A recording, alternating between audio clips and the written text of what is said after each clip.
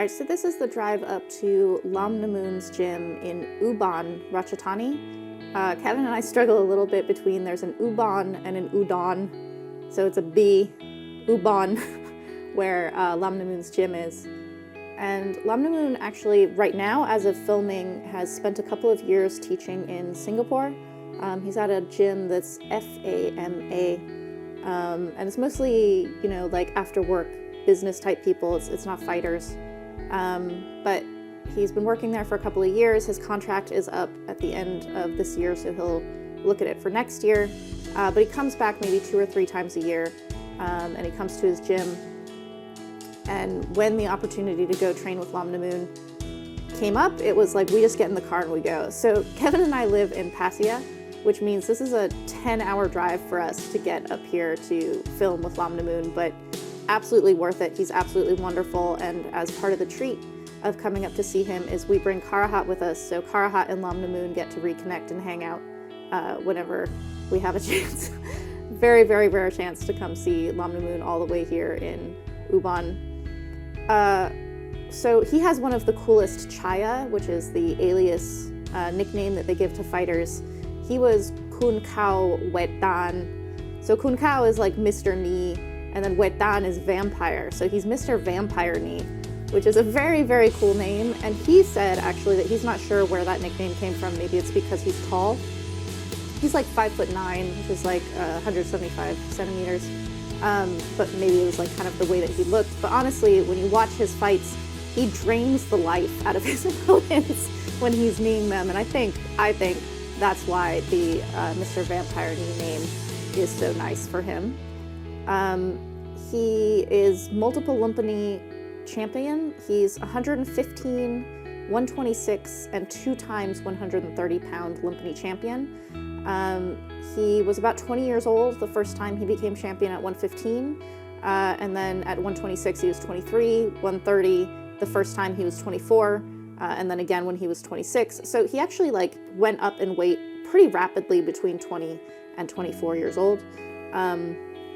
He must have been down in the like 122-ish area when he was fighting Karahat. He fought Karahat twice, 1 win, 1 loss, and the Karahat elbow, if you guys have ever seen the vintage replica shorts that we made to celebrate Karahat, those are from the Lamnammoon fight, the pink ones, because he has this amazing elbow in that fight.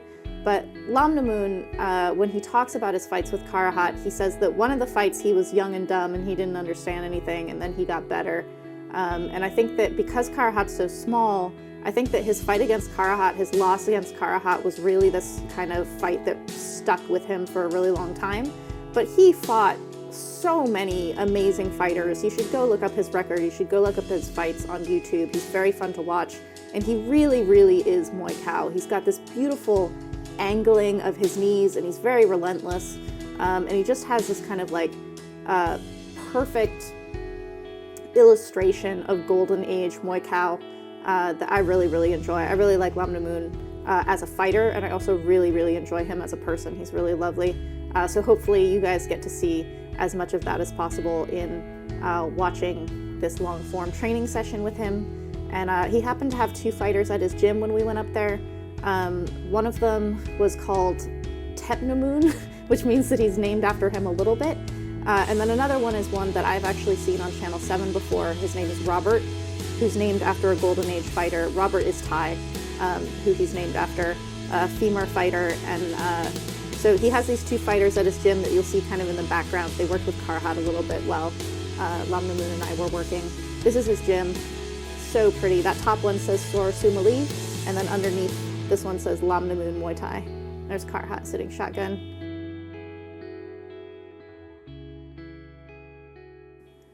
What you guys are about to see is a Muay Thai Library session filmed with Lamnammoon Sor Sumalee. He is Mr. Vampire Knee from the Golden Age. He's absolutely an incredible Muay Thai fighter. He's tall, he's rangy. He actually comes from the same lineage as the Hapalong fighters, so that would be Dieselnoy, Chumuk Pet, and Panam Tuong Lek.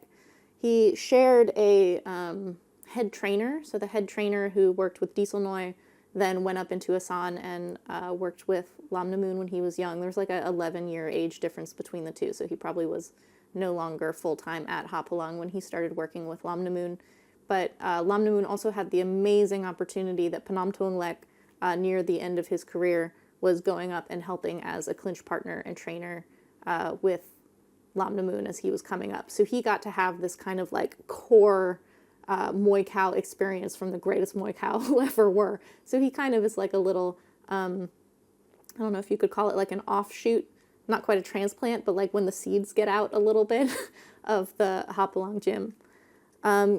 He works with me in full Muay Khao in this Muay Thai Library session, so you're getting like a full Muay Khao experience, which I love. I'm really into it. I love his style very much. So some of the things I really want you to look at and look for are his expressions of pure Muay Khao, which come forth in a number of ways. One is something that I refer to in the voiceover as approaching the elephant. This is something that I go into in the voiceover, so you'll understand it better there, but it's basically this idea of when you're coming, you go. Like, there's no hesitation, there's no stopping, there's no like, ooh, change of direction, like that's not gonna work, abort mission, like you go. He's gonna walk right through you, glide right through you.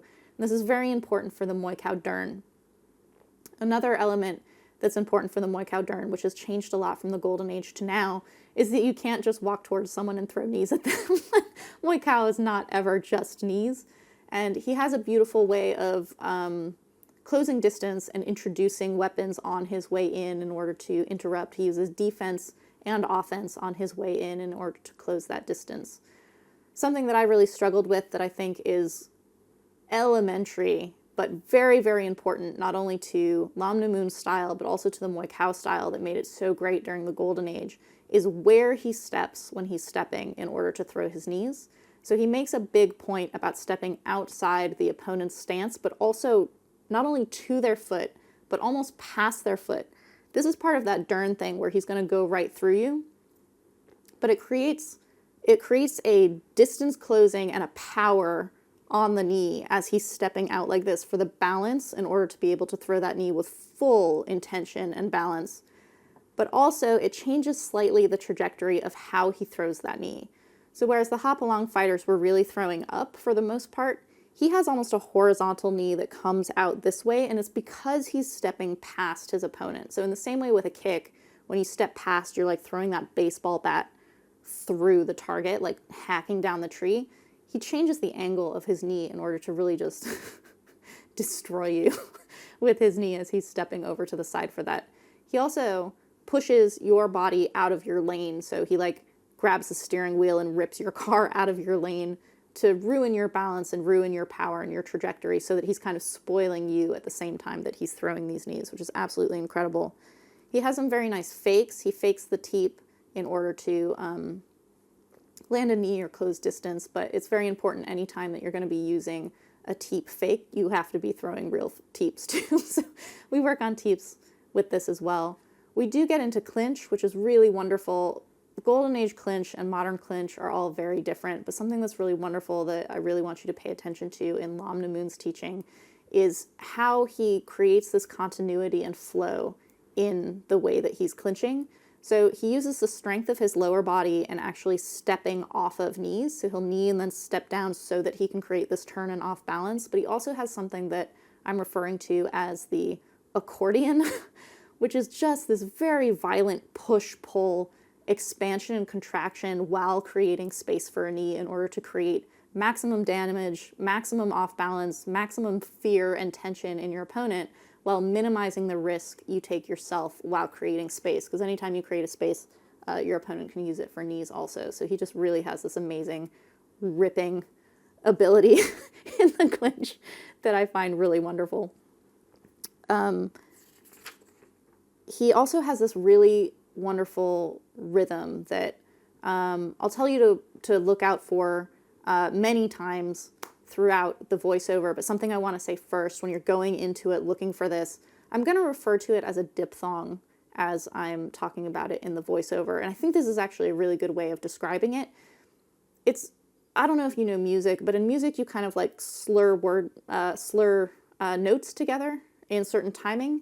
So you don't like change the direction of your bow on a violin. You don't necessarily have a like ponk of like two separate beats on something. It's not percussive. So you can make something a single beat even though it has two movements in it. So it's the same way that in English in a diphthong you would say something like step, like ST is the diphthong, it's one step. Whereas actually when you're speaking Thai, these diphthongs don't exist. So a Thai person says satep, and it's like two things. I'm doing the opposite of what Lamnammoon's doing in terms of those two languages. He can create a movement, a single movement out of two different elements of that movement, but in a single beat. And this is really important for how he's able to close the distance and throw these weapons as a diphthong within a single beat in his rhythms. His rhythms are really, really important. And they're absolutely beautiful. I'm very, very obsessed with them. He has some really brilliant exercises with throwing skip knees on a person, which is very hard. So if you think about skip knees or chicken wing knees, if you call them that, it's when you're throwing repeat knees on the bag and you really get some height and you're really kind of like whipping your legs back behind you. He has me do that on him, which I've done this in training where you hold onto a pad man, you grab onto his neck and you need to throw these knees.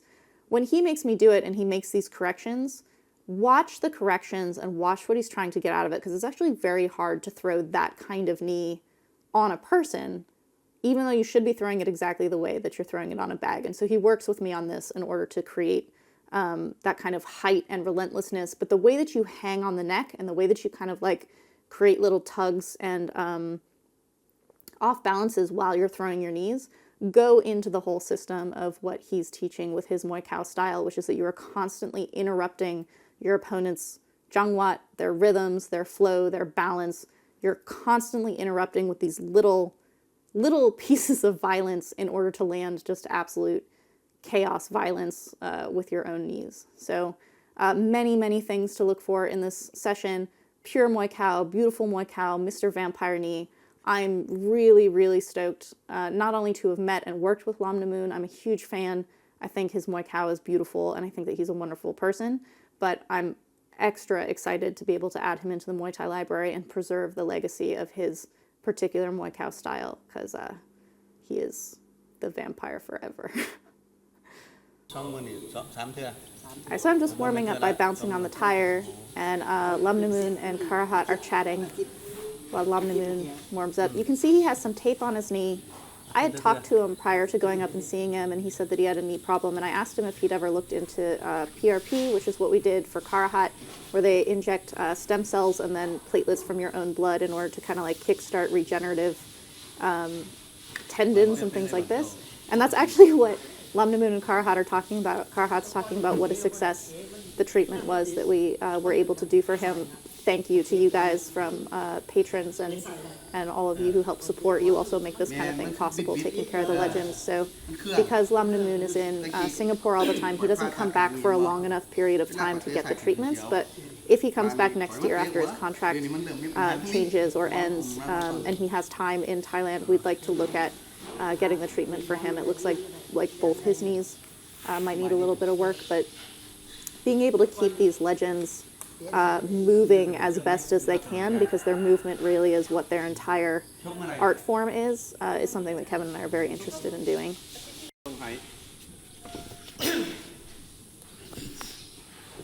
So this is a very loved, very well-worn ring here.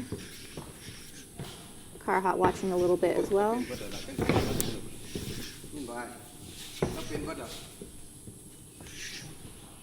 So I'm just shadowing so that he gets an idea of what he wants to work on. Lamnammoon says this thing to me that sometimes when we go and we train with these crews, they watch me shadowboxing and they're like, "You, Ben Muay means like you're good already. I don't know what to teach you." And he said this to me. First he said it to Karahat, and then he said it to me, and I was like, "I just want your Muay Khao." And right now I'm describing, I'm like, have you ever watched a fight with Diesel Noi? Because if you watch his fight, like Muay Thai now with Diesel Noi, he just complains because everyone's so mushy. And Lamnammoon starts laughing about how everyone just blocks in the clinch now. Everyone just like, he's like, back in my day, you could grab a knee for a full minute and they wouldn't even break you. It was a different time, golden age. They just did not break in the clinch. They didn't break so fast when I fought Longsaw. Yeah. It's like forever. Karahat is complaining. He's like, I wish they broke as fast as they do now when I was fighting Longsaw. Couldn't get away from him. Now Lamnammoon starts moving around. This makes me happy when people shadow box with me a little bit. We're wearing the same shirt, me and Lamnammoon. He gave me this shirt. It says 49 on it. He was about to turn 50 years old. So it was the last year that he was 49. So it's a little bit of a like time capsule shirt. I think he's 50 already by the time we're filming this. He was born in 1973.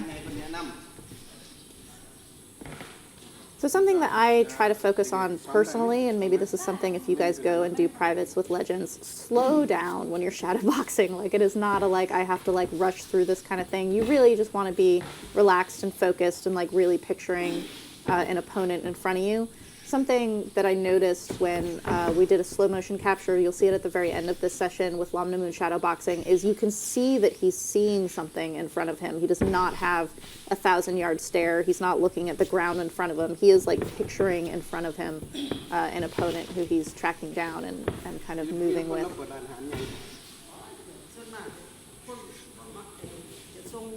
I love him chatting with Karahat here. It's just like two amazing Golden Age legends just kind of chatting in the background as it's like Sylvie's warming up and doing this thing.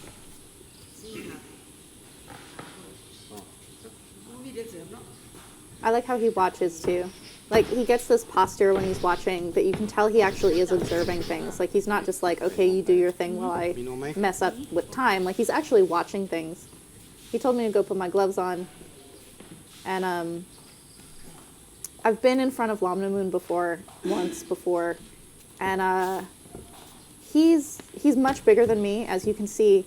He tones it down enough that he doesn't hurt me, like he doesn't use power against me, but he doesn't tone down his violence, which is really an incredible thing, and I hope you guys can see that when you're watching this. I'll be shrieking and like freaking out about it because he's actually really overwhelming at times, but this whole like in Muay Thai, the dominance is real, even if it's playful. Like so, even if sparring is light, the dominance is real. That's what's happening with him, where his violence is always very real, even when his power comes down. With our height difference, I really had to focus on teeping higher to not hurt him. So you can see already even what he's calling for here is there's this kind of like way that you move in as a Dern fighter. So he has me throwing punches and teeping. And this thing I think is really important. This is something that when you're a Muay Khao fighter and you have a pad man who's going to hold for Muay Khao, people wear a belly pad and then they hold the pad up high at the top to kind of cap it. When you're throwing the knee, what he makes a point about is you're actually throwing your knee into the top pad, and then it gets intercepted by the belly pad rather than the other way around. You're not throwing it into the belly pad and they're capping it with the top one. You're aiming for the top pad, and when you do that, you end up hitting the belly pad with the bottom of your kneecap, which is where Dieselnoy makes a big point about hitting with that part. Lamnammoon doesn't make a point about hitting with the bottom of your kneecap. He hits with his kneecap, but he swings his knee around. Like the way he puts his heel on the outside of his hip and swings in, it's like a fan salt elbow, but with his knee. It's really whippy and fast and very hard to block because it comes in a little bit horizontal. And he's keeping me honest by hitting it at the same time. He's not doing it light. It's not a light smack. You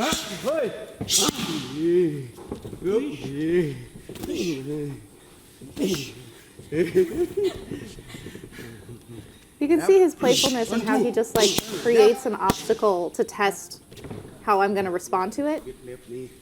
This is a really big thing for him. He has a jab, switch step to knee, and a 1-2 where you knee off of the cross. So both of these are going to be your front knee. But an important point, and this is like something that you really have to like write this down because this is basically the entire session. He'll be making this point because for me it was hard. You step outside of your opponent's foot to land these knees. Dieselnoy does this also. Dieselnoy has a big thing about stepping outside of your opponent's foot in order to throw your knee. And as part of this whip, look at how his knee angles in on me.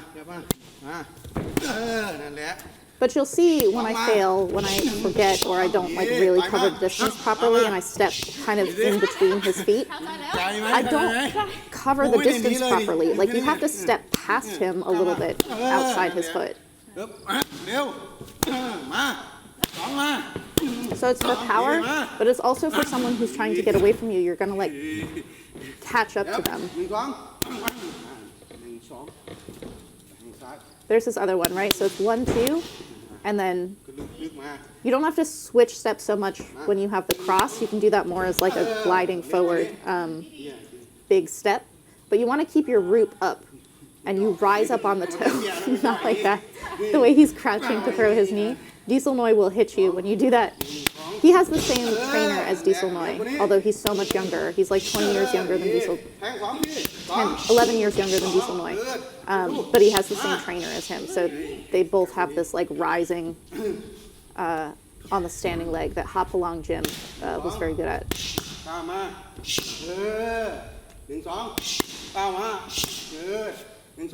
So see how he pushes me or punches me on that knee? Part of why you're stepping outside their frame is so that you have this power to go through whatever they're trying to counter you with. So if someone's going to punch you while you're kneeing, you're going to get bounced out if you don't have good balance. But if you're stepping past them and coming through them as a target, your knee is going to come through even though you're getting countered. So now he's having me fake the teep a little bit in order to cover the distance. Yodwicha is really good at this. Yodwicha does a really high fake on his way in as he fakes the teep to turn it into a block, to turn it into a step for the knee, to turn it into all kinds of different things. But in order to fake a teep, you actually have to throw a teep. So get in the habit of truly throwing a teep so that when you fake it, you're not only faking. So this is a big thing too, is how after my knees, I have to step outside of his feet again in order to pull him and twist him and off balance him. Look at, so he pulls my head down towards his hip. It's not wide, it's not like opening a sliding door. It's down towards your hip.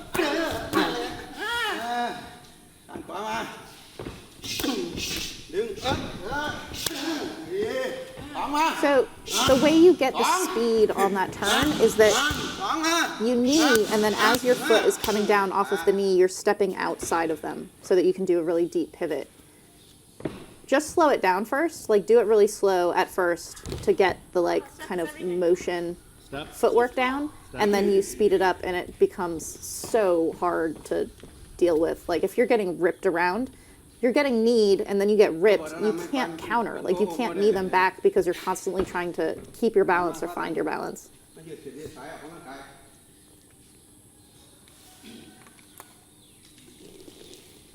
Look how beautiful that mirror makes this gym. It makes it look like it's twice as big as it is, and it's already really big. So Lamnammoon is having his two fighters go over and kind of spar in front of Karahat so that Karahat can teach them femur at the same time that he's teaching me Muay Khao. What's really cute is that Robert, who's one of these fighters, is femur. Like he's a modern femur fighter, and he's being taught by Lamnammoon, who's so intense.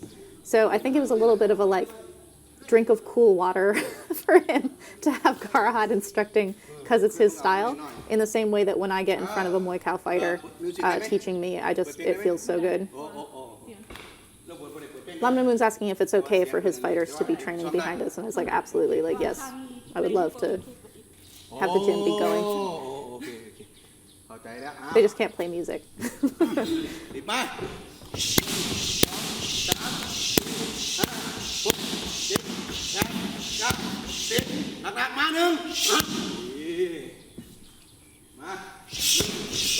So a lot of the difficulty I face in this session, and I think maybe many people, by focusing on this in whatever training situation they have, would be very helpful, is that whatever style fighter you are, a lot of that has to do with what distance you like. As a Muay Thai fighter, I really need to be close all the time, especially because I'm a short Muay Thai fighter. But staying in close is what I'm good at, but getting in close is really hard. Lamnammoon's really tall, and so the way he covers distance is just this lancing, like Diesel Noi. You just go through the space, and he's trying to work with me on this. See how if I try to counter him, like with that teep, he just threw it off? Basically, as he's coming in, if his opponent is trying to do anything to keep him at a distance he doesn't want to be at, he twists them Like, he basically is pushing you across your own body as an off-balance thing, but I can't counter him when he's twisting me like that. Like, once my body is closed by being turned across it, there's nothing I can do. Like, maybe I could follow through with a spinning back elbow, maybe, but that's like, you can't do that 20 times. So he's trying to show me the footwork for when you're turning someone. With Karahat, we call this the windshield wiper. And it's a little bit what Lamnammoon's doing, but Lamnammoon's a little bit more forceful with it. Karahat's very gentle with his windshield wiper. Lamnammoon is more forceful and like really pushing you across yourself. With his size, he can do this, but watch his feet. See how he comes right up against my foot? He's not stepping super hard outside of me. Like, he's not pivoting hard out. He's pivoting out a little bit, basically where he would be going to throw that knee anyway. He's just turning me really hard in front of myself. He's like swerving my car out of the lane. Like swings.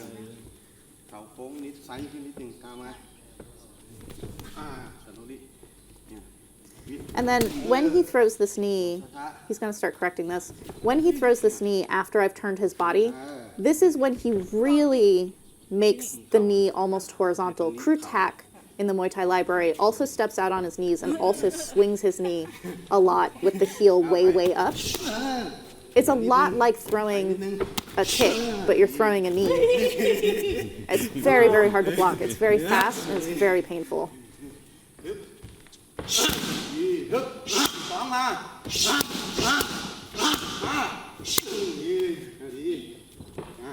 Nice. So now we're at my distance. A little bit of a tie-up.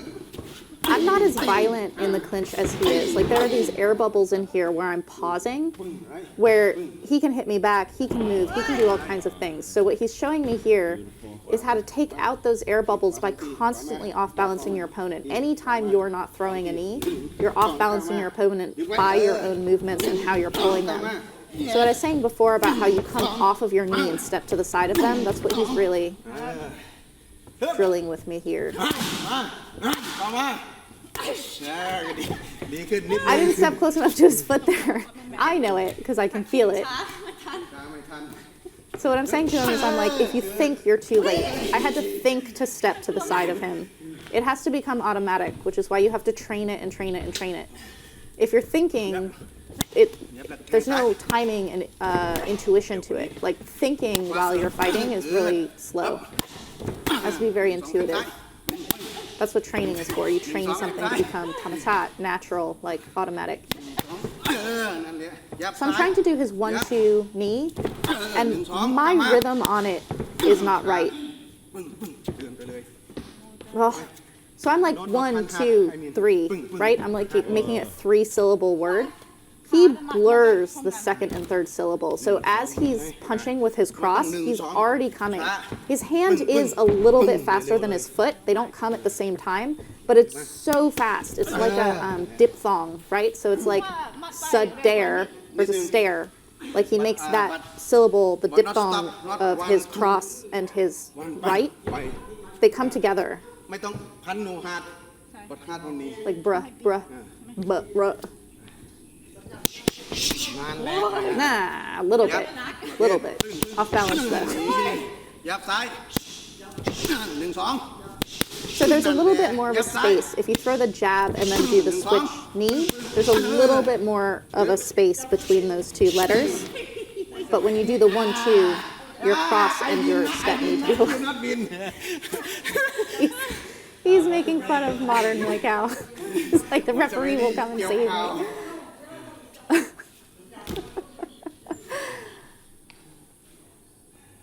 He brings the energy, like the Muay Khao energy with him is really present all the time.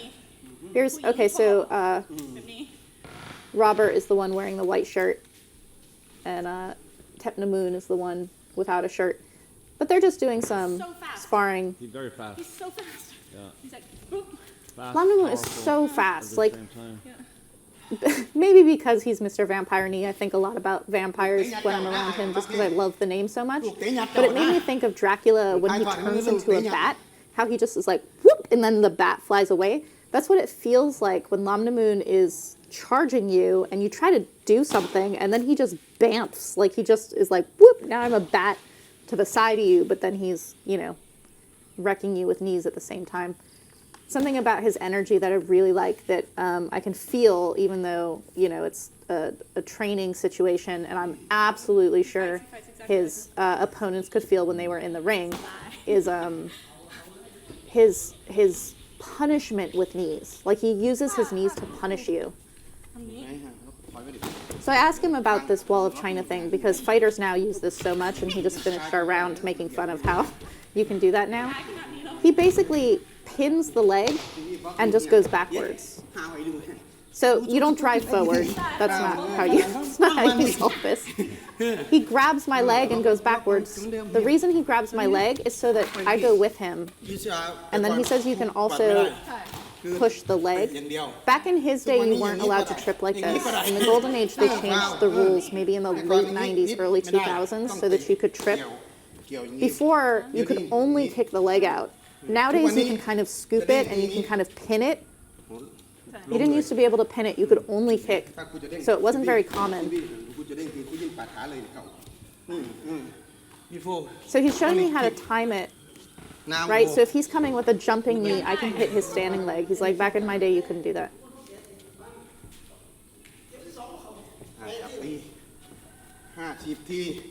Oh, this is so hard. Okay. So anyone who's done like skip knees on the bag, this is what he's asking me to do. But skip knees on a person, on a pad man, is very different from skip knees on a bag. A bag is very vertical. The way you grip it is very vertical. He wants height, and he really wants the like chicken wing. It's hard. Here he's going to show me what he wants. See how he wants it to really like whip around the sides? He really wants the chicken wing element of it, which means my heel needs to come up by my butt, and I really have to kick the leg back.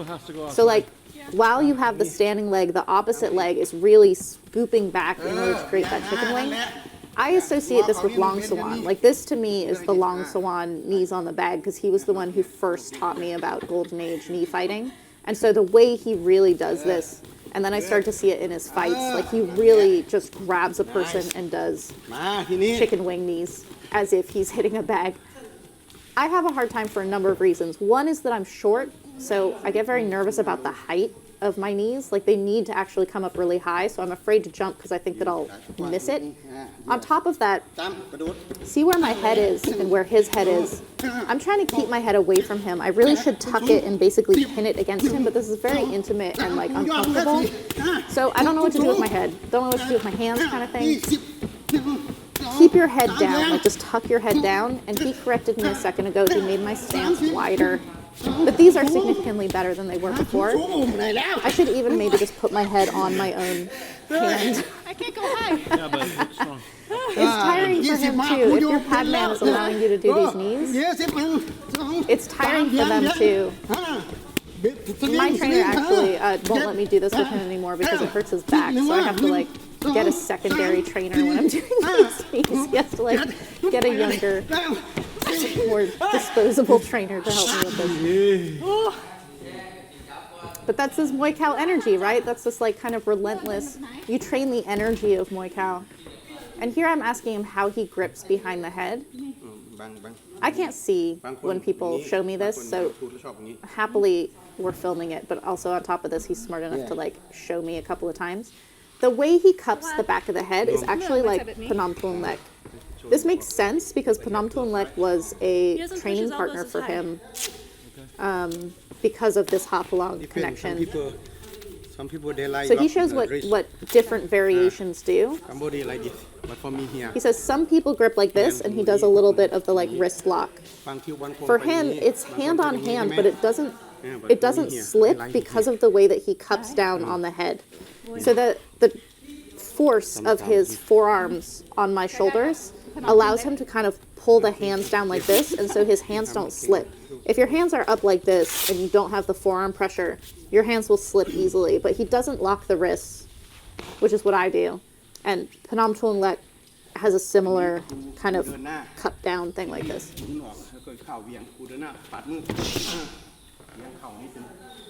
So this is a little bit like the windshield wiper thing we were working on before, but it's faster. Like it's really, really fast. And here he's making a better correction on the kind of horizontal knee that he wants. If I go here, That's not it. That's what he's saying what not to do. But see how his hip came Because up. my body turned already here. If you long knee, go this way, correct? Here, go side. So what he's saying is because he stepped outside of me, if his go here, knee goes straight up, he's actually going to glance past me. So because he stepped past my body, he has to do this kind of like whip around on the knee in order to really just Forward can. gut me with his knee. It's so intense. อย่างงอนิดนึงไม่พอ He wants me to really twist that hip a lot more. ว่าขาที่ยืนมันพลิกหรือเปล่า The punches that you throw to like close the eyes or close the guard, they're not power punches, right? So อย่างงอ if I'm going to throw a jab and then throw this knee, the jab is just to close him up, to like make his guard come up or to close his eyes. So he actually took away the windshield wiper and the punch just now to have me just throw the knee so that I can feel the power of this knee, because that's what you're getting towards. Anything that's pushing their body out of the way or jabbing them, all of that is just getting to the power of this knee. Forward backward Forward and backward, he just said. So you should be able to windshield wiper them while I'm coming forward, and you should be able to windshield wiper them while I'm going backward. Pivot out. In Thai, that's called moon. So if your trainer is telling you moon, they want you to pivot out. It's like a turnout. Oh. Right here, this is like Nam Sak Noi. If you watch, I think it's the second session with Nam Sak Noi, he has this beautiful step out and he kind of like climbs the ladder around. Nam Sak Noi was like a powerful femur fighter, so he's actually doing it with not a lot of power. He's showing how even with his size, he can be like, I don't have to use power, I'm very finesse. Lamnammoon's like, I'm gonna fucking use power. Like, I'm gonna make it very violent. Look strong after it happens. Step 1 So he's not smacking no, the turn. guard out of the way. It's not like a bat, it's a push, but he's violently pushing it out of the way so that your whole car careens off the highway. Like it's grabbing the steering wheel with him rather than like bopping it to the side. You go there. And then see how he can grab behind my head too? I go to 1 already. So he's saying it's not 3 beats. He's like 1, 2, 3, I go to Ubon already. Like basically, if I take too many steps to grab him, the opponent knows what's up and they get out of there. That's why Karahat does things so soft, is so that you think you're fine and you stay there. Lamnammoon doesn't do it soft, he does it incredibly fast. So again, with his speech, there's a lot of diphthongs. There's a lot of the beats running into each other, where like 1 and 2 are pronounced together instead of being like 3 distinct, evenly spaced beats. อย่างนิดนึงมอซ้าย โอเคไปดู So this is the same thing as the windshield wiper and the knee, but I'm going to my left instead of going to my right. To my right makes sense against an orthodox fighter because I'm coming outside their front guard, but you need to be going the other direction too in case you're facing a southpaw, or if someone is kind of coming forward with their right side. Sometimes she's stuck first. So he's talking about the jangwat, the rhythm here, when he says sometimes she's stuck. No. He's trying to think of how to say it. He's like, it's not smooth. Again, this is what I'm saying about the diphthongs, right? So the way that his rhythm goes, if you watch how he just like, his steps and his weapon, they come together as one fluid movement. There is separation in that it's two movements flowing into one, which is why I call it a diphthong. But there's no space between them. There's no pause between them. เขา ใช่ดูใกล้ๆกัน So the reason he said not a kick, the knee, is because I had said it's like a kick and that it like comes around wide like this. I think Sylvie actually had a similar, his kick was, or his knee was like a kick. ซ้ายก่อนซ้าย Oh. So now he's making me do both sides, right? So from my center stance, I should be able to V out to either side. Did you spot the difference? Jesus. He's so scary. It's really beautiful though. The footwork is really important. The weight distribution and evenness of your feet makes a really, really big difference in being able to go in either direction on that. See how his feet are really close together? He's like, you can't do this from very wide. From very narrow. You want to have a wide stance. It's like waltzing. So you have to keep your feet wide all the time. All right, we're getting into clinch a little bit. His clinch is very violent. He has an accordion-ness to him that Nam Thong Lek also has. But see how he's closing so that I can't grab his neck? This is rule number 1 when clinching is no neck, is what Master K used to say to me. But you close it with your shoulders to basically not give them a handle. I give him a handle on one side and he immediately gets the other side. So basically, you don't want to give him even a crack in the window, like his little bat self will come in. But see how anytime I'm tense because I'm trying to like force my way onto another side, he uses that tension to throw me or to pull me or to off balance me. There, right there. He did this like push-pull, his accordion. So he's demonstrating how you throw 2 knees that are like whatever, because they're close. But then as he steps his leg back to create space for the knee he wants to throw, he's using his arms to push me back, and then he pulls me into the knee at the same time. It is absolute whiplash, accordion knee that has this like expand and contract at rapid speed.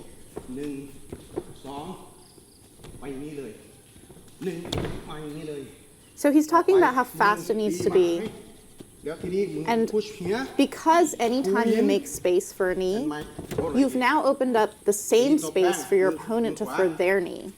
So in order to protect yourself so that they don't throw the knee that you want to throw, because you're 50-50 when you create space, that's why you accordion, that's why you push them back, is you're off balancing them so they can't throw their knee, and then you're ripping them into your knee. You're basically spoiling their opportunity while you're taking space. It's like how you have to like leap across a small gully or something while you're letting go of the ground, while you have this moment of risk. You want to minimize the risk that the opponent is going to come back at you in that time. Look at how he does it though. See how he pushed me, and with the space I could still knee him? That's why he makes it very violent. So I asked him why he's not kneeing the open side, which would be his left knee, because I'm Orthodox. And he says because his right knee is faster. This is an important point because I talk a lot about open side because it was so mind-blowing and it's so important for traditional Muay Thai scoring. When you can get something in better and it's the closed side, like if you can really nail someone and it's closed side, that's better than losing your opportunity with the open side. So he's saying you do it exactly the same if you're going to throw to the open side. Like if it's going to be the left knee, you're going to do the same accordion thing. But for him, his right knee is significantly faster. So that's why he throws his right knee. So he's making a point here because I kept throwing 2 straight knees and then trying to throw the really big one. And he's like, you don't have to do straight knees for those first 2. They're just 2 distracting little knee, you know, like clinch knee into the rib, and then you do this. It's like sudden reversals. Like whiplash. Nobody does this. I think his style. So it's a little bit hard to keep your grip. I'll note this. So you need to practice this a lot. You need to figure out how you grip your opponent. Behind the neck, great. On the elbow, great. Because you need to be able to push and pull with like a very fast change. You don't want to accidentally let them go. Because we fast right here. Okay. You me. He's the reason Khao knees right. My friend Khao, who's an amazing Muay Thai fighter, she trained with Lamnammoon, and she really works her right knee a lot, and I'm always like, you need to throw a left knee. He's the reason she has such an amazing right knee. It makes you like freeze. It's because the judge. So I'm pointing out the experience of this. It's like kind of like getting whiplashed. So it's so violent and it's so dramatic that the referees see it. So even if it's a closed side knee, this like junk thing, like the referee, judges is what we say in English. When the judges see it, they're like, oh, and you're like writing that down. Like that was very violent. Yeah, but like Nam Thong Lek and Lang Sawan do it kind of slow. So Phnom Thong Lek and Chmok who are both Hapalong fighters, which is where his training came from, not the same gym, but the same trainer. They have this accordion thing, but it's slower. His is so fast. So he said that when he fought Samkor did jumping knees on him. And Lamnammoon's like, no problem, a straight knee is faster. So even if you have someone who's doing a very dramatic, like while the judges are watching, they're doing this dramatic jumping knee, which is what he was showing me in the corner, which is what he was having me do when I was grabbing his neck. The straight knee is faster. So if someone's coming with like a haymaker to punch and you jab them in the face and you beat them with that punch wins. So he's saying in this example, even if someone has really dramatic, like wide knees, when you do this violent chunk chunk accordion thing and it's straight, you shut them down. Right here he's talking about how Chmok Pet Pichiap, he calls him, Chiang. He knees into the groin. Like into the cup, basically. And then he's talking about Diesel Noi here, how Diesel Noi knees up under the hamstring. That's in the Muay Thai Library. You can learn that from Diesel Noi in his How to Fight Tall session. That's Khao, actually, who I just mentioned, who trained with Lamnammoon. She's in the How to Fight Tall one. So again, this is how after your knee, you're stepping down past your opponent so that you can twist them and pull them and like off balance them. See how he turns that into two? Like he steps to the point on the, what's the thing called in math, a compass, and then pulls the other leg around. So you create this little like vector point and then just rip. It's very fast. Like this is very, very fast. And you don't have to use a lot of power because of the closeness of your feet to the side of their body. So see how he's just hunching now? In Thai that's called goom, when you like kind of hunch down. He's doing that to create space. And then he pushes me into the ropes and does these jumping knees. Sometimes I check on the ring here, right? Push. So what he's saying there, where he's like, I check on the ring first, what he's talking about is distance to the rope. So as he's moving me around the ring, kneeing me, once he gets close enough to the rope that he can do this, he shoves me into the rope. If I'm too far away, I'm not going to hit the rope. I'm not going to like rebound on it. So you have to have the correct distance before you throw that. Because he's so much bigger than me, I'm using all my energy just to shove him into the rope, and then my knees ridiculous. So also try to time your shove into the ropes with when we're on one leg. I threw an elbow at him and he's like, you're the student of Karahat, huh? The Karahat, huh? He's going to punish me for throwing elbows.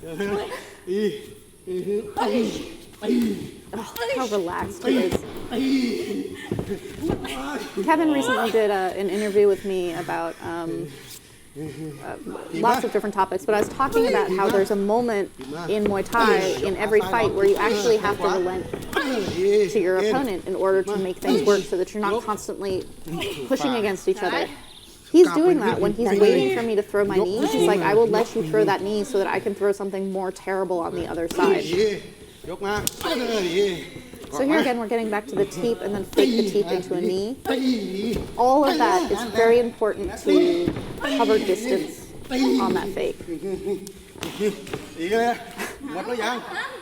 Look at where he puts his hand. He's testing where I have strength, and then he'll just move his foot to the right spot and push me. He's feeling where I'm tense. Struggling hard, you get very stiff. So I'm feeling this, like I can feel how he's timing when I get really stiff. So we're struggling together and I struggle harder because I think that I'm gonna like get a little bursted. But he takes that moment when I'm really tense and shoves me and then I can't. So beautiful. That little violent pull.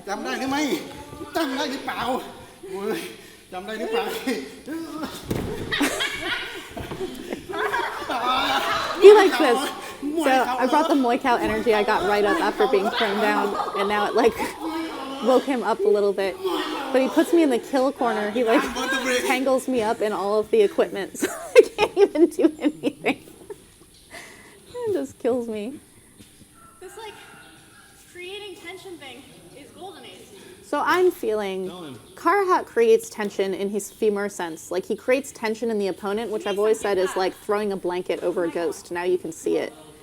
Lamnammoon creates tension too, but he creates it at a different distance.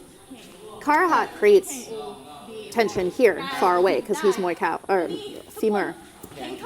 Lamnammoon creates tension in the clinch. So like when you're locked up already, he makes you very tense, whereas he's designating his tension so that he can move you and do all these different things. But once you get tense, he's winning because you're not breathing, you're getting tired, and you've like limited your movements. So I can feel when I get tense with him like this, I've cut off half of my options.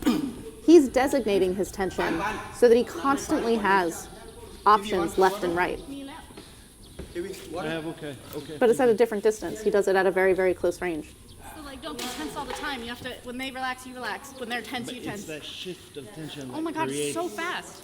It's like I would say about in basketball. I wish you could feel it. I hope you can see it. It's Yeah. very, very, very fast. But you also, I freeze like half of my options. He has all his options. He like freezes one so he can. It's So like the ship where you're like, it's we're gonna. when you first put power start into swimming the or force something, field you're or just whatever. tense because you're It's like kinda nervous like and you're trying to draws. like move your limbs in order to move in the water, but it's like you're just too tense. That's me clinching with him. He has so much experience clinching and all of these different angles and levels and skills. He knows when to like tense and relax. He knows where I can go based on where my tension is and that kind of thing. It just takes hours.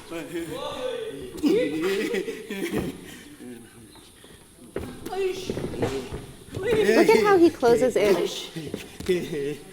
See how if I try to teach him off, he catches the teeth and then he just moves it out of the way.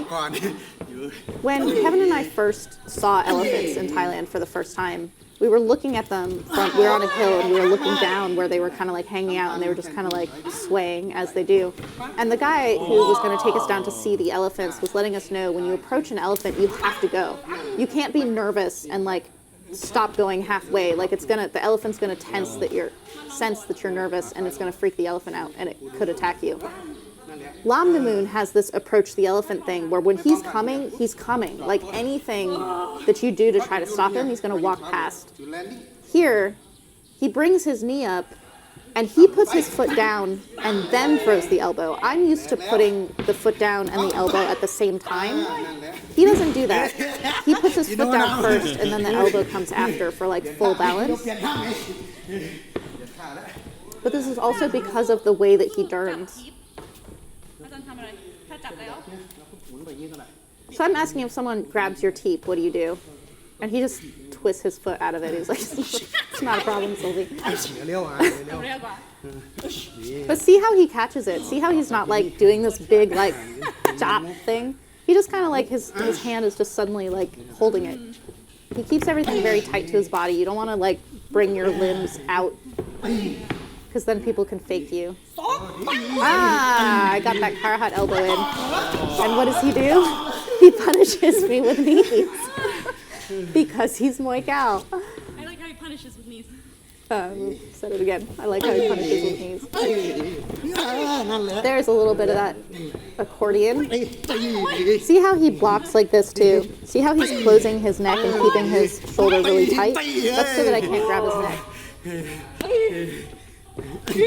See how he just doesn't stop? Like he has a like, okay, I don't need to come forward at this moment. He won't take a step, but his energy is still coming forward all the time. So he's saying, we've been fighting for a while. This accordion thing, where you know that someone's gonna take their knee back and knee you, you can time it and shove them off. So he's giving me a solve to what he showed me with this accordion thing. So when my knee goes back, he's going to shove me before that knee can come. If I'm pushing him back at the same time hard enough, it's going to be very hard for him to push me off. Maybe he still could, but that's one of the reasons you want to do the accordion thing very, very hard, is so that even if they try to like counter you, you're putting a lot of energy into it.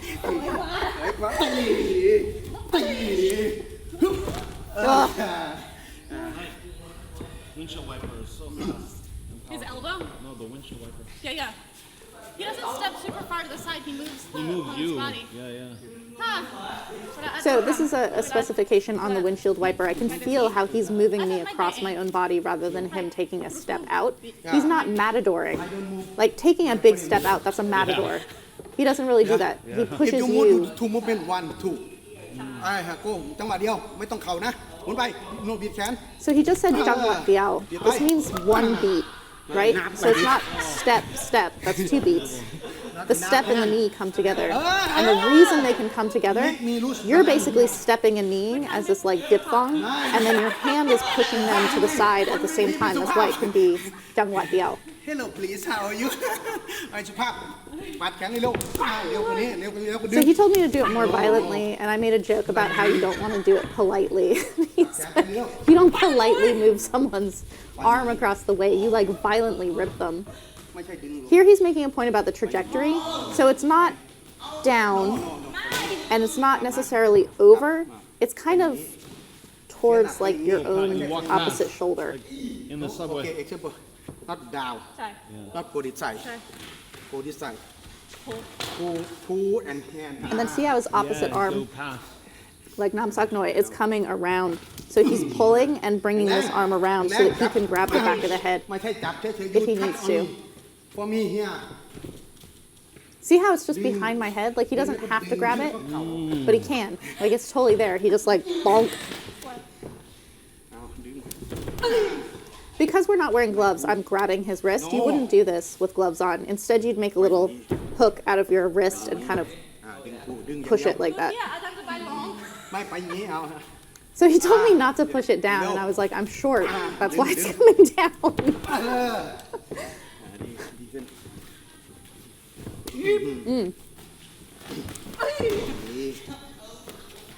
ดีแล้ว So see how I have to use so much energy to push him into the ropes? I should be using timing. Like I should fake to make his leg come up or something to put him on one foot, and then I can push him easier. Because we're not the same size, actually. I know it's hard to tell. ซินวี่คอนโทรลครูนะครูจะถอยซินวี่คอนโทรลแฮนด์ด้วย So he's telling me to control him. Yes. What that means is footwork, and then where the tension is in my arms is like control where he goes in the ring. See how I have to cut him off? Like he's trying to get away from me, and I have to cut him off while engaging with his body. เร็วกว่าเยอะแก่แล้ว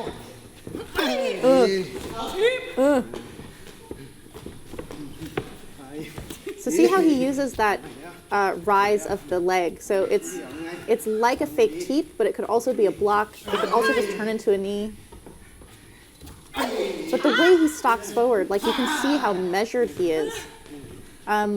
It's not like a zombie in that it's mindless, but it is like a zombie in that it will not stop unless you cut its head off and light it on fire. Like it's just, he doesn't stop. See how paced he is? Like he is completely aware of the distance that he's at all times. And so he can feel what weapon he wants to throw. He feels also what weapon I can throw from that distance. And so he's prepared to deal with a teep or to deal with a cross or something that's at a long range. He does not leap across space, which is something that as a short Muay Thai and someone whose defense can't slowly cover distance like that, I leap across too much. ดีดี Oh. กดแขนลงไปเอามาลง I tried to slip back in order for an elbow, and he kind of pushed me at the same time. It's what he was showing me before. Oh.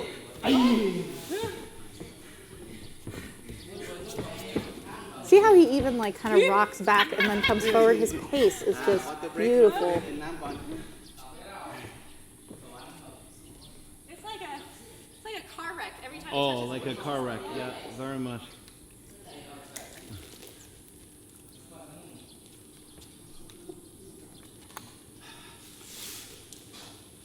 Me come classify whiplash. So I'm asking if he knows the word whiplash, like a car. So I'm explaining to him that like when you're sitting in your car and you get rear-ended by somebody, it creates this whiplash.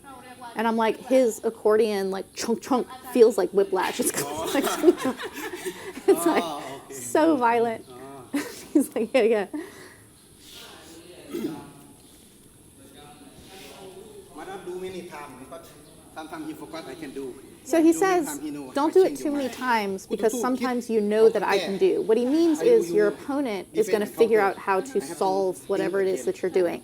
So you don't want to have one trick because if you have one thing you do all the time, someone can learn how to solve it. So then you need to have like a solve to your solve, but you also want to kind of like pepper it in, right? You want to like not overuse your fancy vocabulary. You want to like throw in big words every now and then to be like, oh wow, what a erudite person this is, rather than like this person is using the same like inconceivable word over and over again. Yeah, easy. If you control game, easy for you. So he's saying you can control the game easy, and he's talking about having a wide stance and controlling up top. So you have to have very, very strong legs because your legs are where you move someone to in the clinch. That's how you like move it around the ring or stance or like step to the outside.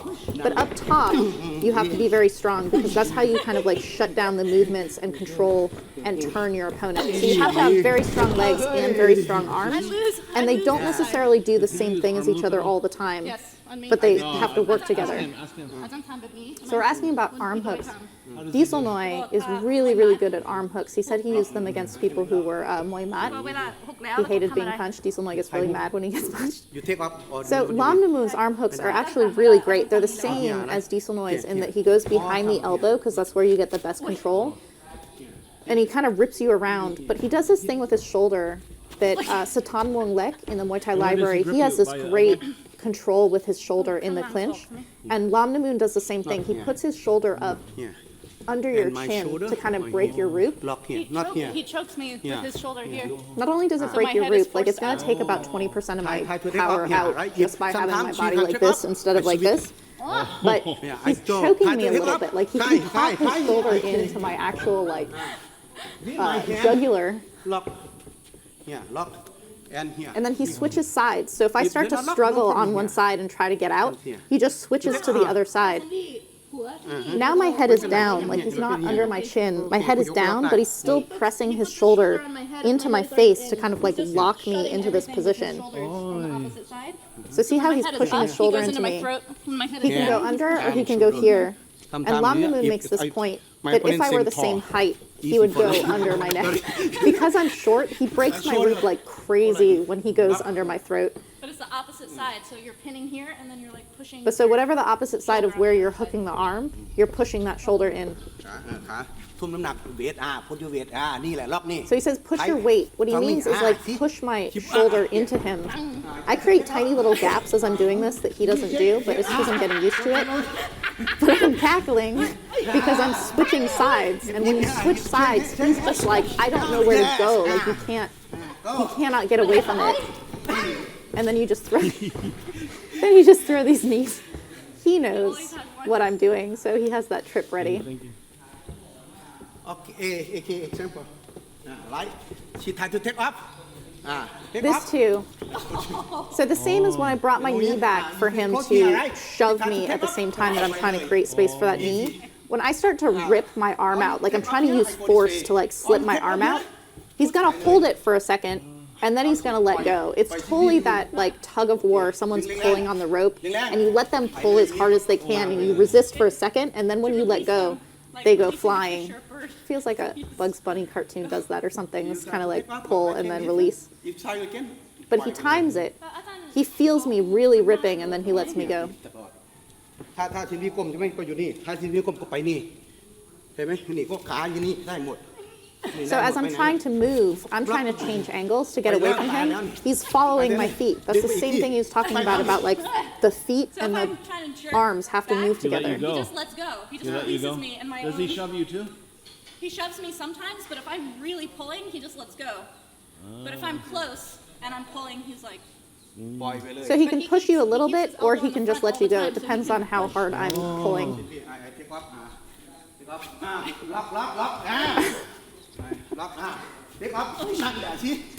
I want to pull here, make my loose balance light and you.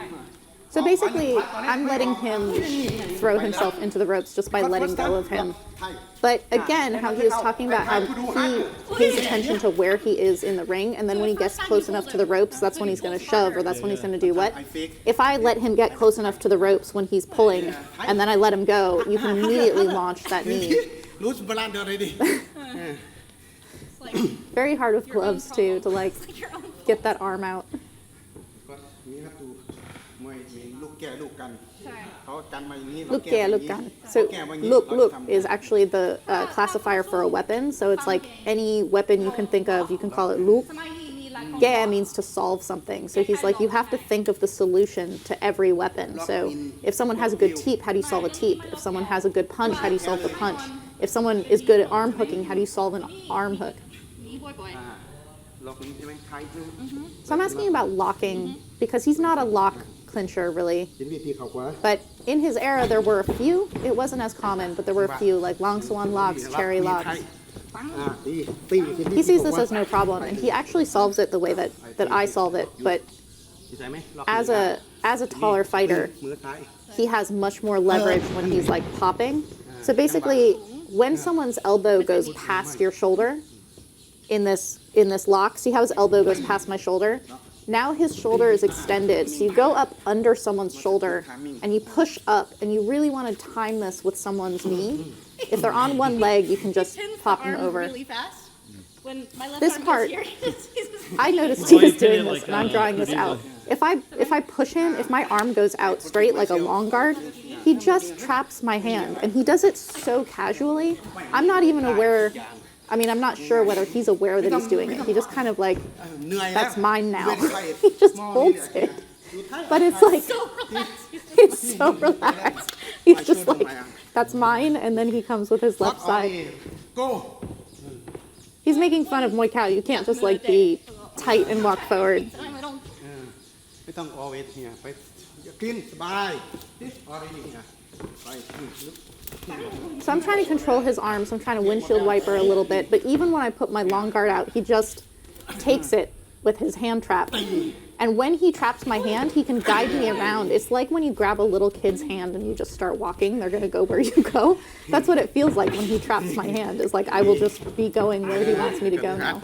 มากับเครือหัดมวยสอบเหรอ He's again, he's again making fun of me for being Karahat's student. He's like, oh, you're going to elbow me? 20 ปี I'm going to come after you like a Muay ไป Cow. ดูเทปนิทานไปกันเ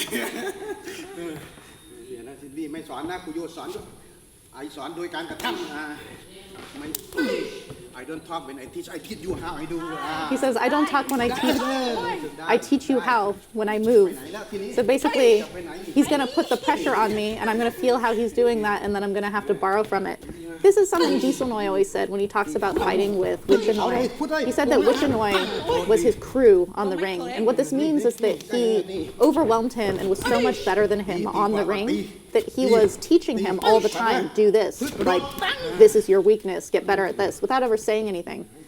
And that to me is what Lamnammoon's talking about when he says, I don't speak, I'm going to teach you just by moving. ไอ้ทำยาวยังไง This is something I think is important if you come and train in Thailand. Instruction is not super verbal a lot of the time. People get nervous because they're like, I don't speak Thai, so I don't know how I'm going to learn in Thailand. Muay Thai isn't verbal. I'm verbal. I explain a lot to you guys just talking because I understand things both on the Western pedagogy and in the Thai sense. But watch and feel like what he's doing, just feeling what he's doing to me. This is how you learn Muay Thai. It's really not verbally instructive most of the time. Ugh. Look at his weight. Look at how he just follows me. He's like, yes, I'll go that way too. Get close to the You ropes. do it every time. And I'm just, there's nothing I can do when I'm on the ropes like that. He's like, that's when I hit that I'm saying it's like a button. He can just hit that button anytime he wants, just throw me into the ropes.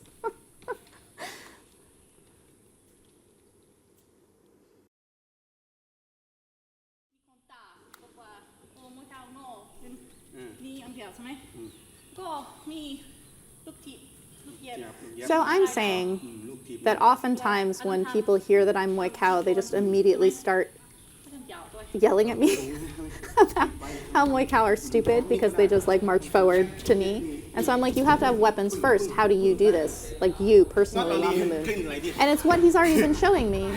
He has jabs and punches and teeps as his way to close distance. So I'm seeing this is what he taught me first.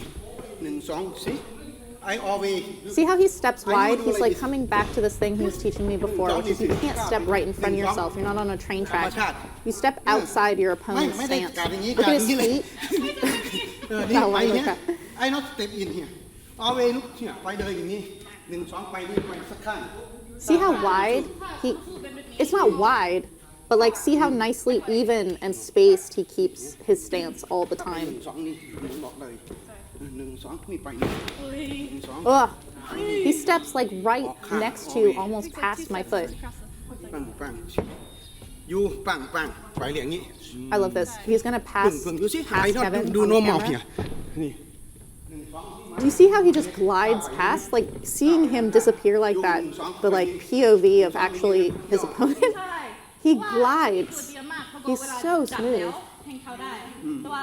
So I'm making a point about myself personally, me, Sylvie, which is that I am very good at knees when I've caught someone already. Like I have to grab first and then I can throw my knees, but I can't throw knees from a distance because as a short person I'm very uncertain about that distance. So learning from him is great because he throws from a distance. So I've constantly been working on this. But what he does with his like jab to close the eyes or close up the guard and then switch knee, there I didn't step deep enough. It's that approaching the elephant thing where when you go, you're gonna walk through somebody. Like I will go through you if you don't move. I need to kind of absorb and develop that kind of, honestly, it's audacity, but the Muay Khao audacity of like, I am coming through you whether you get out of the way or not. As a short person taking short steps. For what, right? Like I need to pretend that I'm Duuglas and Lamnammoon, like just glide past people.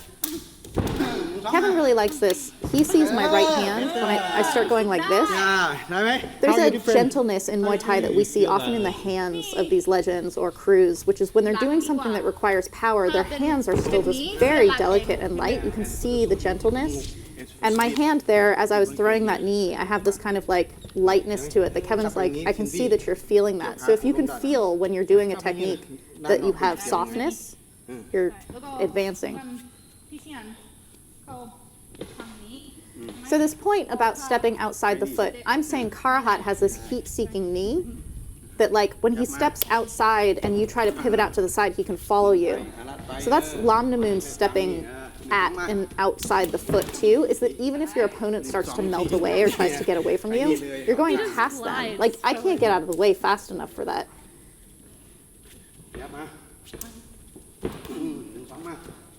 I'm stepping to his foot, which is closer, but I need to step like kind of parallel park to his foot.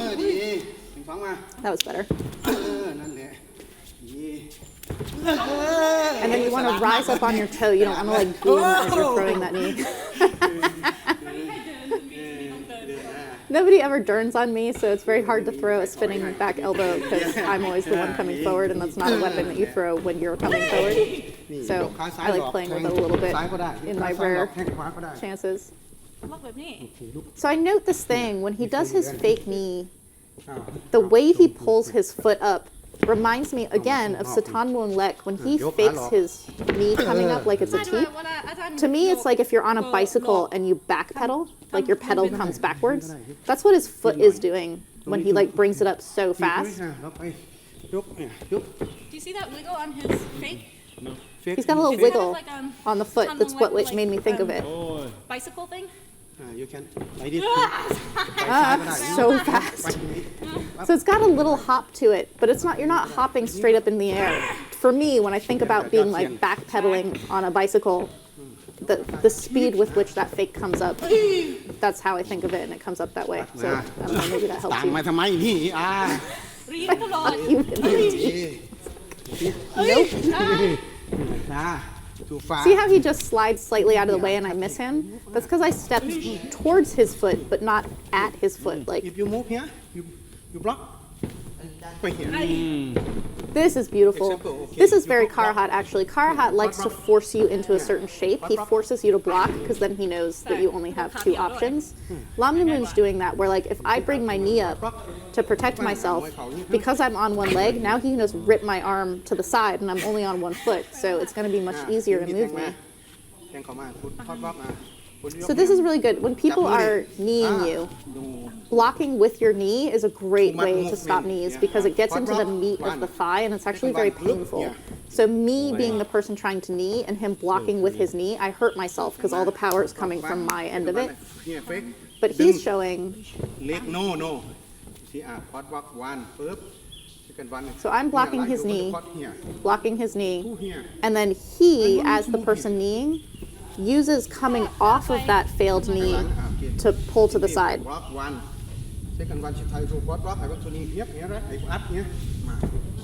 So again, it's how you come off of a knee can turn into a really, really nice movement. Like a twist or an off balancing or your own knee because you've created space. So this is especially good because with his back against the ropes, he's going to be blocking like this. This is what he's doing. So if you have an opponent or a training partner who likes to play in the ropes, this is a really good option. Not enough. My fake is a little bit less realistic than I'd like it to be because I'm tentative, like I'm not feeling the like, I actually threw that up and now I'm gonna pull down. Like you don't actually fake the knee, you actually throw the knee. It's just that it got spoiled, so now you're gonna pull them. It's not coming off of a fake. So my leg has to come over at the same time. So I'm pivoting and pulling him at the same time, but I still have to push his arm out the way that we were doing earlier. So see how my arm is pulling him and my leg is going back at the same time? So that with this like diphthong timing, as I land, I can already throw a knee. He's saying kneeing people in the back and in the butt is a good point. I don't know how good of a point it is. It's undefended, so it should be a pretty good point. But I think it's actually just a like FU move against the dignity of your opponent. So now he's changing it. So instead of pulling me across and bringing his leg back, he's faking. Now he's actually faking the knee and throwing punches. This takes me a while to figure out, which is great for you guys because then you get to see many examples of it because I do not get it facing him. So just watch as he corrects this. So he's doing a switch knee. That's what I was lost in. Because he's doing a switch knee, instead of kneeing, he's coming back into his normal stance and then throwing a punch. Second one, I try to fake. See how he does the switch knee, but he doesn't knee. He just comes back into his regular stance. No, not saying guard. That's why I'm totally lost right now. Okay, excellent. Second one, try to fix. So once I get it, it actually feels very natural. It feels very good. I don't get it yet. Okay.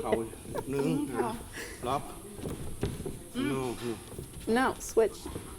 Knee one, you cross block. Second one, it's the switch knee for me. That was the hard part. So you switch on the fake. That's what my problem is. Hang Khao. We'll go. Okay.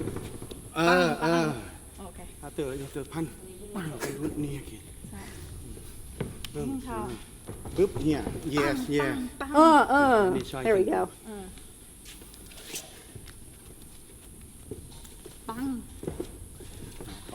So see how I get stuck on the porch? Like as I'm coming in, I'll just kind of pause. He'll stop as he's coming in, but his energy still comes forward. Whoa! Oh my God.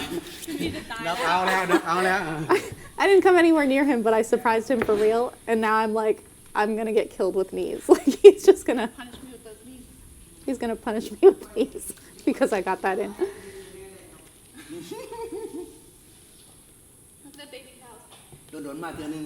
I got excited because across, like just at the end of his gym, there's a little dirt road, and then across the dirt road there were two little baby cows.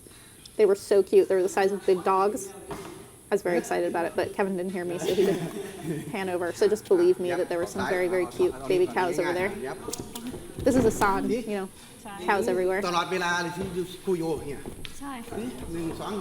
So he's saying all the time. Tolot wela in Thai means like all the time. You can throw this. I've tried to use this in my sparring since coming back with Yuk Pan. There's a definite, in the same way of approaching the elephant, you have to just be coming through people with your 1-2. I think because I don't believe in my 1-2, I kind of have this like, these, and then I try to throw the knee, and that's not how you do it. You have to like really be coming through people with it. So I'm just practicing the 1-2 and the spacing between my feet, because stepping outside of the stance is like the main thing with his knees.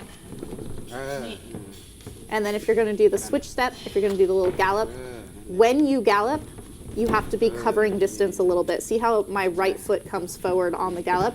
If you gallop in place and you don't come any closer, you're going to be too short on that knee. So you have to be galloping and covering distance. See how he angles his foot out?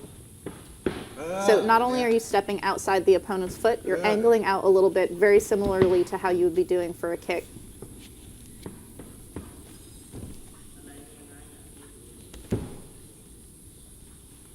I'm kneeing very high, which is good. This is what Phnom Tuong Lek, Chmok Pet, Diesel Noi, Yod Kun Pan, Lamnammoon, Muay Khao fighters, like they're like knee high. This is very good. Because Karahat is watching me, I can hear his voice in my head where he's like, don't knee so high, knee long. I'm like, here, following him around the ring. So you don't want to be following, you want to be cutting off. And the difference between those two is who's ahead of whom. Like you need to have one step ahead of that person. So Yod Kun Pan has a very nice gallop where he can get in front of people. Lamnammoon's very tall, so he can kind of like take a big step and be in front of people. So the difference between cutting off and following is who's ahead of whom, and then how you can corral and force your opponent. He's corralling me there with timing, with faking that teep. So he's having me alternate between faking on one side and kneeing on the opposite side, and then faking and kneeing on the same side as the fake.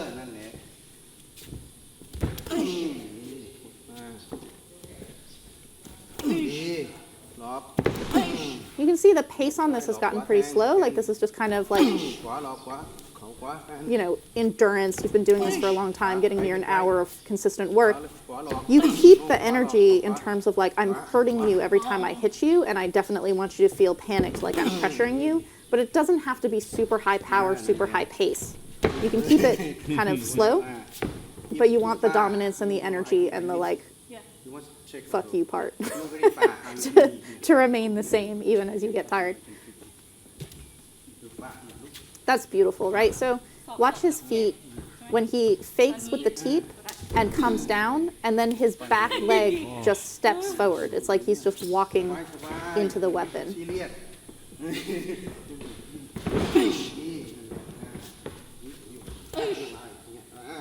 So when I fake with my knee up and then I put it right back down exactly where it was, I'm not gaining any distance. That's why I'm missing on my knees a little bit. Like I'm making contact, but there's not power on them. Like I should be basically targeting as though I'm going through him with the knees. And the way you do that is with your feet. Like your feet are basically going through someone.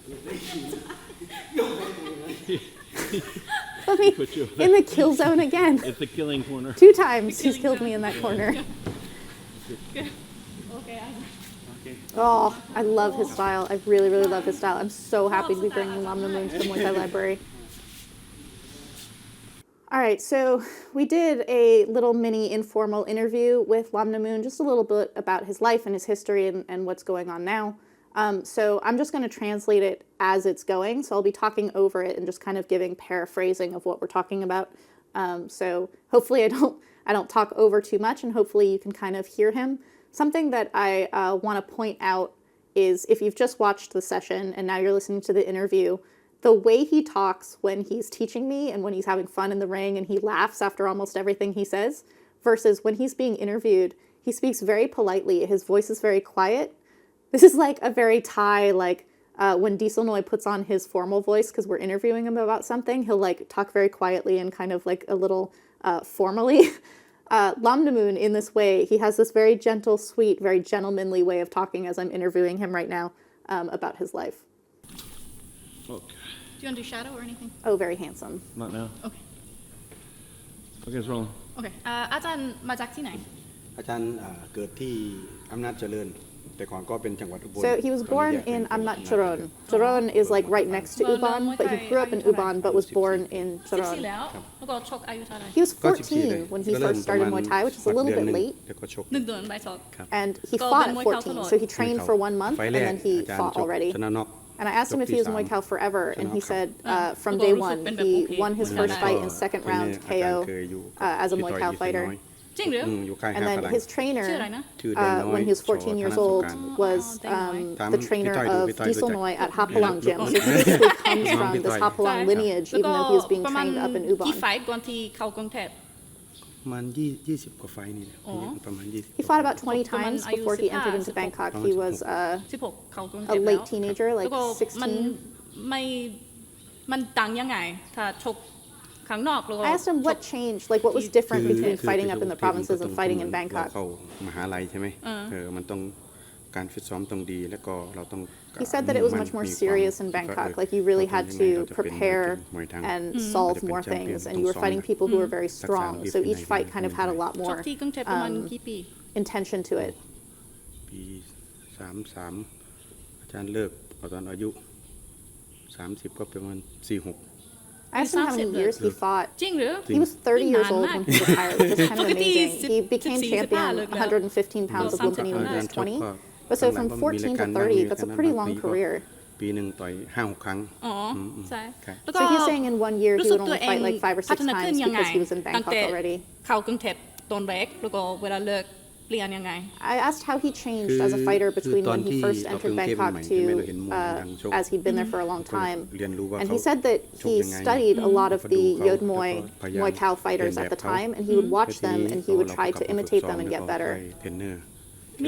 มีตำนานที่ดูชกแล้วก็คอปปี้ไหม ก็มีพี่ต้อยนี่แหละดูพี่ต้อยแล้วก็พี่หำ So คนเล็ก Diesel Noi, Chumok Pet, and Panam Thong Lek, he liked to แต่ว่า copy. พี่หำเคยมาอยู่ Those are like for me the top 3 Muay Khao fighters ever. ช่วยสอน เวลาเขาเลิกแล้วใช่ไหม ตอน So ที่ Panam Thong Lek actually ยัง came ยัง and ไม่เลิก helped him train. กลับ Panam มาอยู่ Thong Lek ที่ would come up to อุบล Ubon แล้วก็กลับไปชก and ซ้อมที่อุบล clinch with กลับ him ไปชก and help บุญ teach เล็ก him.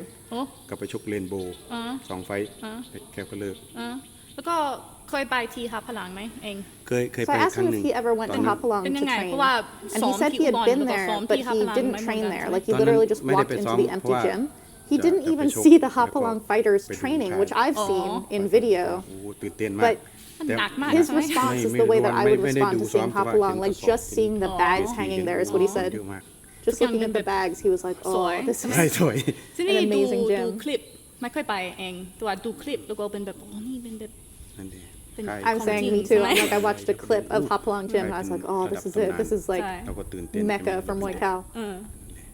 ใช่เป็นไอดอลใช่ไหมแล้วก็สมัยนี้ดูมวยไหม ก็นานๆทีถ้า I เป็น asked มวย him, does he พวก watch มวย Muay Thai anymore อันนี้ก็ now? ดู And he says not really, but he's very polite about it and says it's because he doesn't ไม่ have เท่าไหร่ time. ไม่เท่าไหร่ แล้วก็ไปสิงคโปร์กี่ปีแล้ว ไปสิงคโปร์ก็ปี 2019 ก่อนโควิดมานั่นแหละ So he's been going to and from Singapore for about 9 ได้เงิน years แล้วก็ now, back and ส่งกลับ forth. บ้านได้ ครับ แล้วก็1 ปีกลับ He's มา able to come back maybe 2 or 3 times ก็แล้ a วแต่ year บาง to ที see ก็ his family, 2 ครั้ง 3 ครั้งก็แล้วแต่บางทีก็มาอาทิตย์ but หนึ่ง for maybe like 10 10 วัน days at a time, not แล้ว long. ช่วงนี้ผมมาเดือนหนึ่ง คิดถึงไหม ก็คิดถึง Talking so quietly. มีลูกกี่คน I asked him, Look, "Kitin mai? Like, do you miss it?" He said, "I miss it คน so โต much." ก็ผู้หญิง Like, อายุ he gets very 26 homesick. แล้วคนเล็ก But ก็อายุ he says 22 he has 2 children. His daughter's 26 and his son is 22 or 24. He said, and he said that when he's in Singapore, he has social media. Like now, you can video call and kind of be closer to family. But แล้วก็เราดีใจ that ทุกครั้ง when ที่ he เรา was กลับมา when he was ดีใจมาก and he was away from home for fight camps and stuff like that, it was very hard. Look at how sweet he is.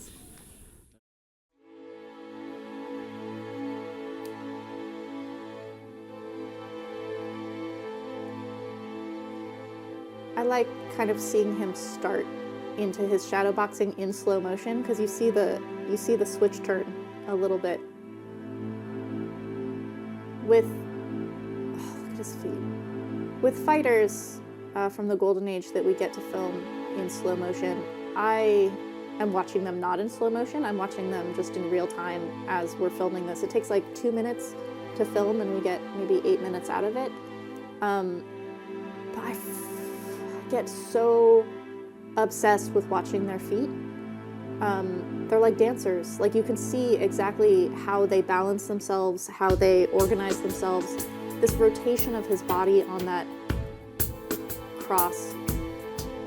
And you can see how his power just comes up through that knee. Like you can actually watch how he's generating his power in slow motion like this.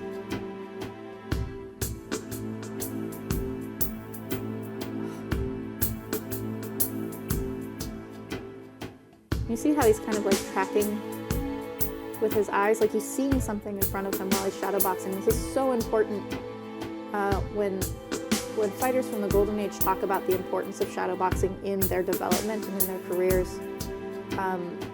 It wasn't meaningless. Like not only did they shadowbox way more than people do now, but it's very intentional.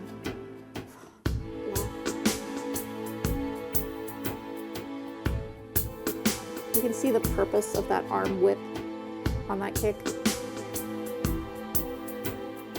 I think a lot of times we're taught how to do a technique, like to throw the arm or to, you know, do this while you're generating power somewhere else, and you don't really know why. Like someone maybe tells you it makes it faster or something, but you can actually see how coming up on the toe puts the trajectory of the knee a certain way, or how like ripping across his face changes that kick.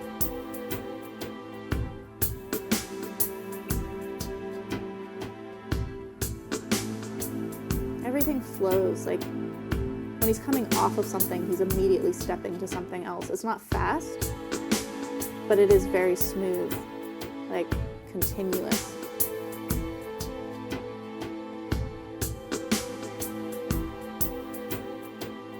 Coming down off of that fake, coming off of this knee, like he's never off balance. He's never like correcting off of something. He knows where he is and he's over his feet all the time. I love that at 50 years old, he does still train people, but he's not training fighters. Like he's not like active in the same way that he was as a fighter. Nobody at this age is. The parts that you see that are so beautiful, this weight transfer, this continuity, this generating of power from certain angles and twists and like coming up on the toe, those are the parts you never forget. Those are the parts that are never wrong. The softness of his hands.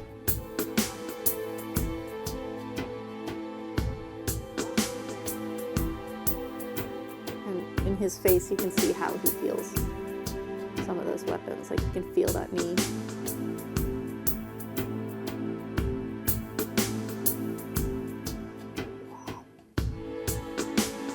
See that line coming up from his foot.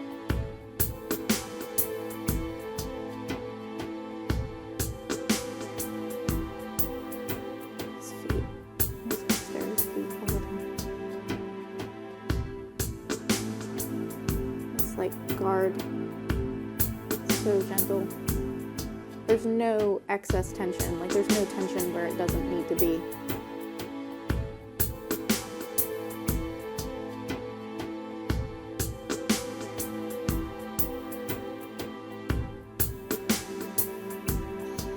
And his weapons are literally coming from one to the next.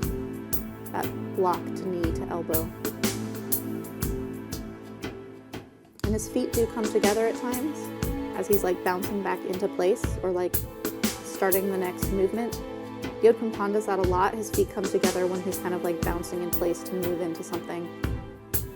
He's just so relaxed. The way he steps into that teep, like he's just walking into it. There's no like, I'm now setting up my thing. It's set up by something that was also beautiful, that was also effective.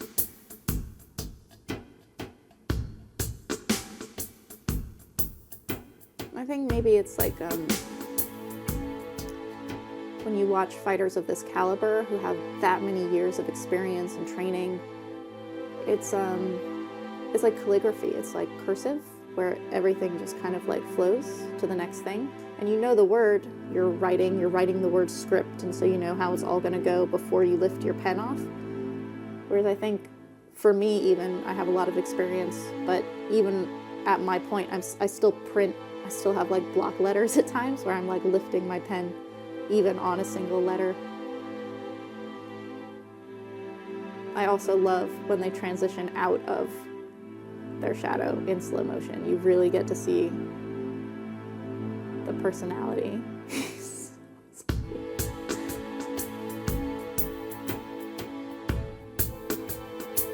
Kevin said that he could feel like in space, he could feel Lamnammoon's kind of violence in the world. Like it's not a, oh, this is a little kid, he's so sweet, but you kind of feel off of some fighters. He's very like, he has a dignity and a like, the way he occupies space in the world is very notable.